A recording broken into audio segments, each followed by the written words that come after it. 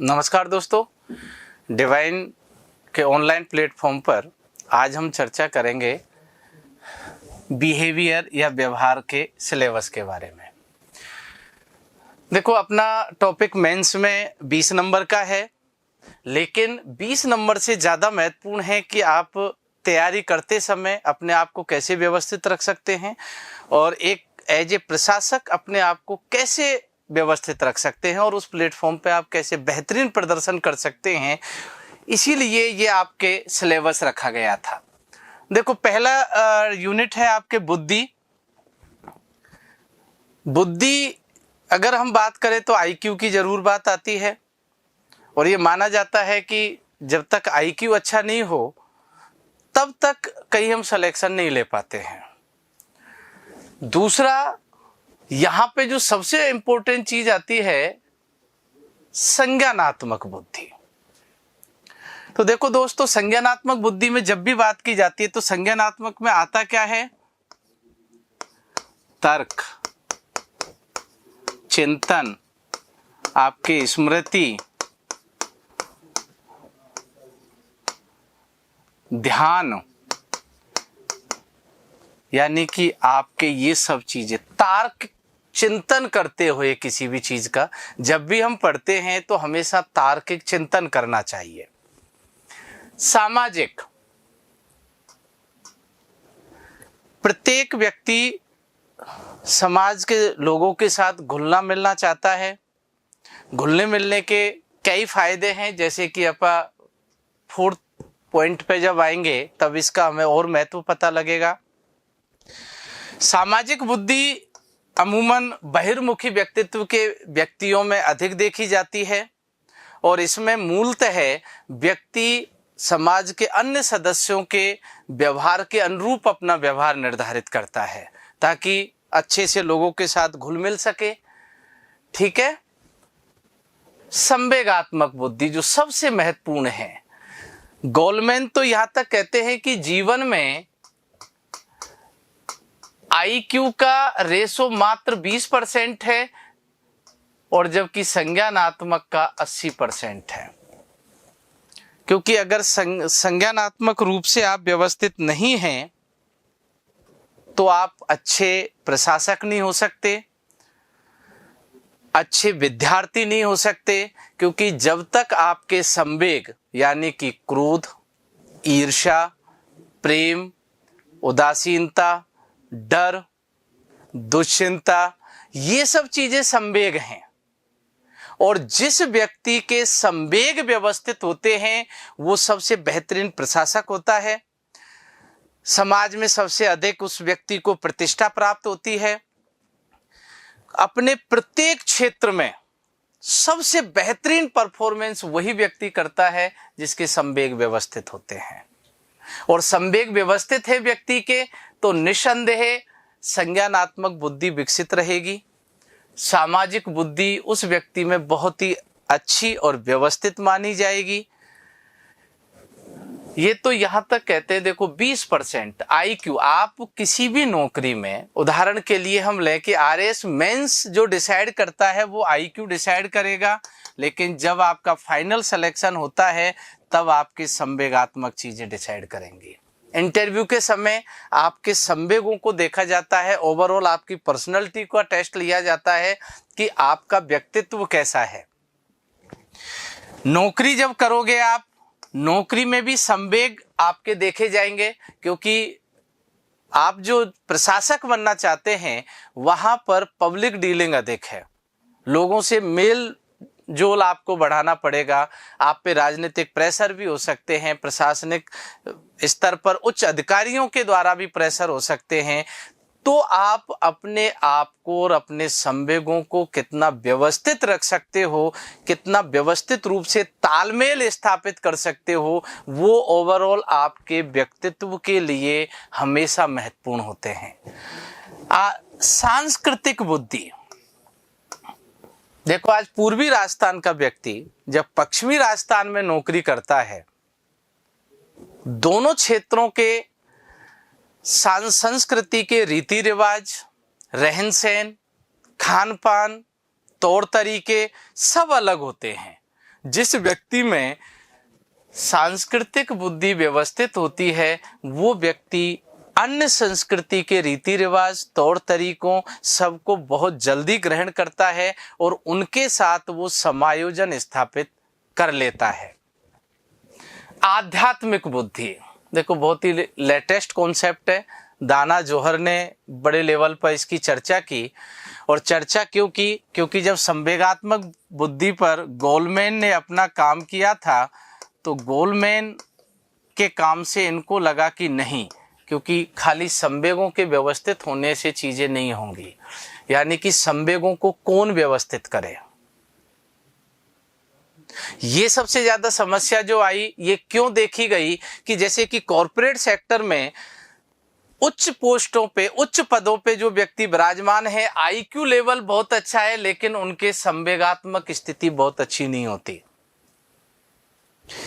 इसके लिए आध्यात्मिक बुद्धि का कॉन्सेप्ट आया और दाना जौहर ने जो बताया, जैसा कि हमारे देकार्त बताते हैं कि आत्मा पिनियल ग्रंथि में निवास करती है, उसी प्रकार दाना जौहर कहते हैं कि जो आपके ये पीछे, जिसे हम छोटी बुद्धि कहते हैं, छोटा मस्तिष्क कहते हैं, यहाँ पर एक गॉड स्फुट होता है, ब्रह्म स्थल जिसे उन्होंने कहा, और यहाँ के द्वारा, इन्हीं के द्वारा हम चीजें, संवेगों को नियंत्रित करते हैं। जैसे कि हमारे धर्म और दर्शनों में भी कहा गया है कि व्यक्ति में अहंकार नहीं होना चाहिए, व्यक्ति में क्रोध नहीं होना चाहिए, व्यक्ति में ईर्ष्या नहीं होनी चाहिए, व्यक्ति में चिंता नहीं होनी चाहिए। जैसे कि हमारे गीता कहती है कि व्यक्ति को कर्म करते रहना चाहिए, उदासीनता नहीं होनी चाहिए। तो इन्होंने आध्यात्मिक बुद्धि का कॉन्सेप्ट दिया। अगर हम ओवरऑल बात करें सिर्फ बुद्धि की, तो बुद्धि का ये जो यूनिट है आपको as a student, as a प्रशासक और एज ए आपके सामाजिक जीवन को भी व्यवस्थित करती हैं चीजें, और हमें कैसे व्यवस्थित करना चाहिए वो यहां पर बतलाया गया है। अगर हम दूसरी यूनिट की बात करें व्यक्तित्व की, देखो व्यक्तित्व एक बहुत बड़ा टॉपिक है अपने आप में। पहले मनोविश्लेषणवाद भी था फ्राइड का, जो अनकॉन्शियस की बातें करते थे, 2021 के सिलेबस में उसे हटा दिया गया। और यहाँ पर देखो दो चीजें दी गई हैं, शील गुण और प्रकार सिद्धांत। आलपोर्ट और कैटल दोनों शील गुणों की बात करते हैं। इन्होंने व्यक्तित्व को अपने हिसाब से इन्होंने व्याख्या की, जैसे कि कहा गया कि केंद्रीय शील गुण होता है, जैसे कि आलपोर्ट कहता है, और केंद्रीय शील गुण ऐसा शील गुण होता है जो व्यक्ति को वैश्विक स्तर पर प्रतिष्ठा प्रदान करता है। जैसे कि महात्मा गांधी में शांति और अहिंसा का शील गुण। टाइप थ्योरी आपके शारीरिक प्रकारों के आधार पर, मनोवैज्ञानिक गुणों के आधार पर, जैसा कि युंग ने वर्गीकरण किया, जैसा कि एडलर ने वर्गीकरण किया। इसके अलावा हम यहाँ पर अगर बात करें, भारतीय दर्शन में भी 3 प्रकार की चीजें बतलाई गई, सात्विक, राजसिक और तामसिक, कि सात्विक व्यक्ति का व्यक्तित्व कैसा होता है, राजसिक व्यक्ति का व्यक्तित्व कैसा होता है, और तामसिक व्यक्ति का व्यक्तित्व कैसा होता है। जैसे कि 400 BC पहले हिप्पोक्रेटस ने भी वर्गीकरण किया था। उन्होंने कहा कि पीला पित्त, काला पित्त, रक्त, कफ या श्लेष्मा, इनके आधार पर व्यक्ति का निर्धारण किया कि कौन सा व्यक्ति चिड़चिड़ापन अधिक पाया जाता है, कौन सा व्यक्ति आलसी अधिक होता है, कौन सा व्यक्ति सकारात्मक विचार अधिक रखता है, तो कौन सा व्यक्ति समाज में अधिक प्रतिष्ठा प्राप्त करता है। व्यक्तित्व के निर्धारक, देखो व्यक्तित्व को 2 ही चीजें निर्धारित करती हैं। मनोविज्ञान में एक लड़ाई चलती है, आनुवांशिकता वर्सेज वातावरण। जैसे दर्शन में लड़ाई चलती है बुद्धिवाद और अनुभववाद की, वैसे ही मनोविज्ञान में है आनुवांशिकता और वातावरण। यहाँ कहा गया है कि व्यक्ति के व्यक्तित्व को आनुवांशिक चीजें प्रभावित करती हैं। व्यक्ति को अंतःस्रावी ग्रंथियों के द्वारा जो हार्मोन स्रावित होते हैं वो व्यक्ति प्रभावित करते हैं। व्यक्ति को उसका वातावरण यानी कि उस व्यक्ति का परिवेश, उस व्यक्ति की सामाजिक और सांस्कृतिक स्थिति, उस व्यक्ति के विद्यालय परिवेश, मित्रों की स्थिति, ये सारी चीजें व्यक्ति के व्यक्तित्व को प्रभावित करती हैं। यानी कि व्यक्ति के निर्धारक कौन कौन हैं। व्यक्तित्व का आकलन कैसे मापा जाए कि ये व्यक्तित्व कैसा है। देखो, व्यक्तित्व आकलन को 3 भागों में बांटा गया है। व्यक्तित्व आविष्कार का, प्रक्षेपीय विधियां और प्रेक्षण विधियां। व्यक्तित्व आविष्कार का में जो मापन किया जाता है उसमें प्रश्न दिए जाते हैं, उनका उत्तर हाँ और ना में दिया जाता है। जबकि प्रक्षेपीय विधियों में जैसे कि आपके TAT विषय आत्मबोध परीक्षण, रोडसा स्याही धब्बा परीक्षण, CAT, ठीक है, ये आदि कुछ ऐसे हैं जो आपके प्रक्षेपीय विधियों में आते हैं।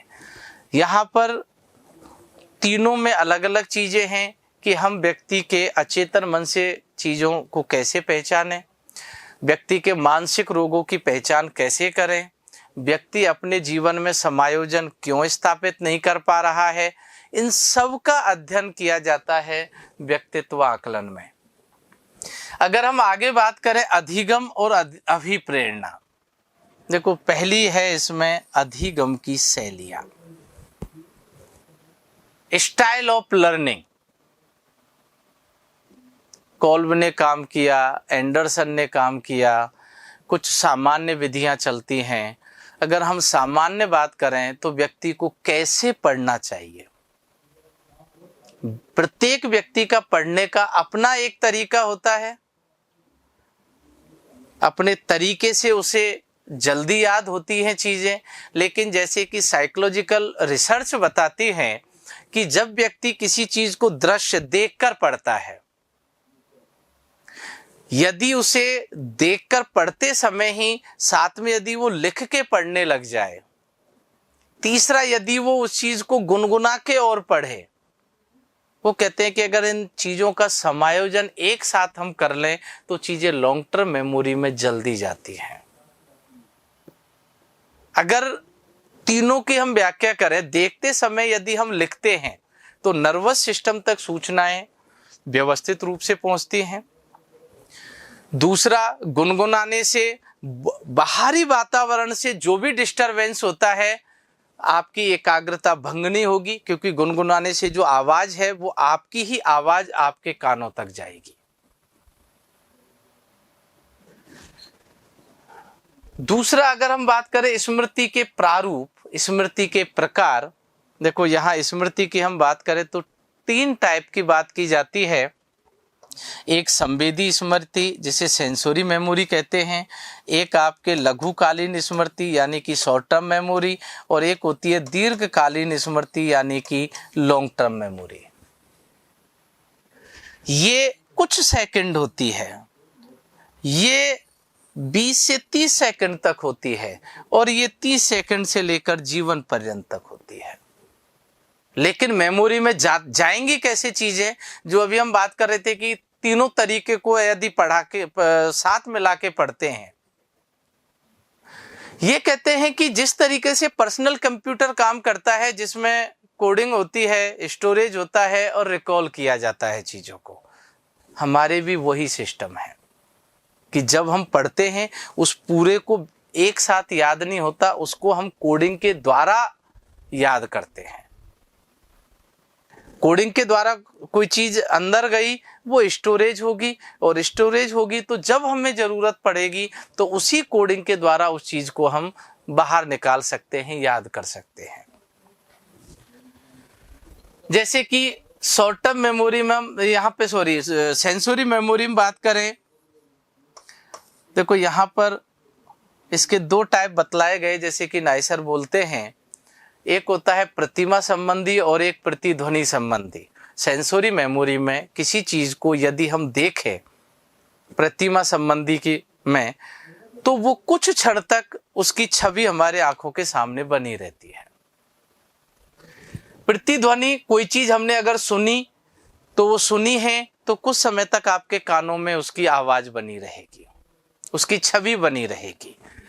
यहां हम बात करें शॉर्ट टर्म मेमोरी में, देखो यहां पर मिलर ने बहुत अच्छी बात कही थी कि मिलर कहता है कि जो शॉर्ट टर्म मेमोरी का स्टोरेज क्षमता है वो 7+-2 है, जिसे उन्होंने मैजिकल नंबर कहा कि 5 से और 9 शब्दों तक शॉर्ट टर्म मेमोरी की क्षमता मानी गई। लेकिन इस क्षमता को हम कैसे बढ़ा सकते हैं? एक चुंकिंग प्रक्रिया होती है, उस चुंकिंग प्रक्रिया के द्वारा हम शॉर्ट टर्म मेमोरी की स्टोरेज क्षमता को बढ़ा सकते हैं। एक ये कहते हैं कि व्यक्ति जब किसी भी आवाज को सुनता है तो आवाज का एक लूप डेवलप होता है और उस लूप में वो आवाज अप्रोक्स 2 सेकंड तक अपना अस्तित्व बनाए रखती है और व्यक्ति अंदर ही अंदर उसका मनन करके और उसी चीज को स्टोरेज कर लेता है। ध्वनि ग्रामीय लूप मॉडल जिसे हम कहते हैं, इसका एक आधुनिक दृष्टिकोण है। लॉन्ग टर्म मेमोरी में जैसे कि टुलविंग बताते हैं, यदि हम बात करें यहाँ पर टुलविंग ने कहा था कि ये 2 प्रकार की होती है, एक प्रासंगिक एक अर्थगत। प्रासंगिक जो होती है व्यक्ति उनको याद नहीं रखना चाहता लेकिन वो लॉन्ग टर्म मेमोरी में चली जाती हैं, जो आश्चर्यजनक घटनाएं होती हैं जीवन में। जैसे कि आपके साथ कोई घटना आज से 10 साल पहले घटी, आपको आज भी वो हूबहू याद रहती है, आप याद नहीं करना चाहते फिर भी याद होती है। एक होती है अर्थगत, जो जीवन में हम वास्तविक रूप से सीखना चाहते हैं, वो लॉन्ग टर्म मेमोरी में जाती है। एक और तीसरा इन्होंने नाम दिया दोनों को मिला के घोषणात्मक स्मृति, कि जिसमें दोनों के मिले जुले रूप पाए जाते हैं। तो लॉन्ग टर्म मेमोरी में भी जैसे कि कर्ट लेविन की शिष्या हैं ज़िगार्निक, रशियन महिला थी, इन्होंने कहा था कि अधूरा सीखा गया पूर्ण सीखे गए तुलना में लंबे समय तक याद रहता है। क्यों? क्योंकि जब अधूरा कोई चीज सीखते हैं तो उसके लिए हमारे जो तंत्रिका तंत्र है वो एक्टिव मोड पर रहता है, उसको जिज्ञासा रहती है उस चीज को जानने की, और जिस चीज को जानने की जिज्ञासा होती है तो व्यक्ति उसे याद रखता है। जैसा कि आप देख सकते हैं टीवी सीरियल आते हैं, टीवी सीरियल में कल क्या दिखाया जाएगा एक ऐसे मोड पे छोड़ते हैं या कल दिखाने वाली चीज को इतने हाईलाइट करके दिखाते हैं कि व्यक्ति में यही जिज्ञासा रहती है कि कल वापस उस सीरियल को देखें हम। विस्मृति के कारण हम क्यों भूलते हैं चीजों को? जैसे कि एबिंगहॉस ने कहा था कि व्यक्ति ह्रास या अनुपयोग के आधार पर भूलता है। जब किसी सीखे गए को हम उपयोग में ही नहीं लेंगे तो धीरे धीरे उसे व्यक्ति भूलने लग जाता है। इन्होंने एबिंगहॉस वक्र भी दिया कि प्रारंभ में व्यक्ति तीव्र गति से भूलता है और उसके बाद धीरे धीरे भूलने की गति कम हो जाती है। जैसे कि एक है संतनत और दृढ़ीकरण का सिद्धांत, वो कहते हैं कि जब भी हम कोई विषय पढ़ते हैं उस विषय के पहले पढ़ा गया या बाद का पढ़ा गया उस विषय के सीखने को यदि प्रभावित करे तो उनमें एक तारतम्यता नहीं होती, प्रॉपर कोडिंग नहीं हो पाती है, और जब तक चीजों की प्रॉपर कोडिंग नहीं होगी तो उनका दृढ़ीकरण नहीं होगा, और दृढ़ीकरण नहीं होगा तो उस चीज को हम भूलने लग जाते हैं। ये कहते हैं बाधक हस्तक्षेप, एक विषय दूसरे पे जब ओवरलैपिंग होने लग जाए, इसलिए कहते हैं कि हमेशा पढ़ाई में विश्राम देना चाहिए। मान लीजिए आप हिस्ट्री पढ़ रहे तो हिस्ट्री के तुरंत बाद दूसरे विषय को नहीं उठाना चाहिए, उसमें गैप देना चाहिए। आप 10 मिनट 15 मिनट बाहर टहलिए, चाय पीजिए, जो करना है करो, लेकिन गैप देके, क्योंकि वो मानते हैं कि अगर विश्राम नहीं किया तो उस विषय के बाद जिस विषय को आप सीखना चाहते हो उसके ऊपर ओवरलैपिंग हो जाएगी उसकी, और ओवरलैपिंग से क्या होगा कि जब उस विषय को आप याद करना चाहोगे उस समय उसकी प्रॉपर कोडिंग नहीं मिलेगी, और कोडिंग नहीं मिलेगी तो वो चीजें हमें याद नहीं रह पाती हैं। जैसे कि फ्रायड कहता था कि अभिप्रेरणात्मक वो कहते हैं कि जीवन में कुछ दुखद घटनाएं ऐसी होती है जिनको भूलने की व्यक्ति की इच्छा रहती है, यानी कि उनका वो दमन चेतन अवस्था से अचेतन अवस्था में कर देता है। तो कुछ भूलने के कारण हैं। अभिप्रेरणा का आकलन, मूलतः अभिप्रेरणा के यदि हम आकलन की बात करें तो आपके व्यक्तिगत आविष्कारिका और आपके प्रक्षेपीय विधियों के द्वारा इसका आकलन किया जाता है। एक आपके ऐतिहासिक घटनाओं के आधार पर व्यक्ति के मोटिवेशन का आकलन करते हैं। अब प्रश्न है कि मोटिवेशन है क्या? एक सेमिनार में अमूमन देखा कि कुछ बच्चे पूछते रहते हैं कि साहब हम डेली मोटिवेट कैसे हों? अरे भाई, डेली क्यों नहीं हो सकते? आपको नहाने की कौन कहता है कि डेली नहाओ, फिर भी नहाते हो आप? स्वयं को फील होता है ना कि मुझे नहाना है, स्वयं को ऐसे लगता है कि यार आज नहाए नहीं तो शरीर अनकंफर्ट है।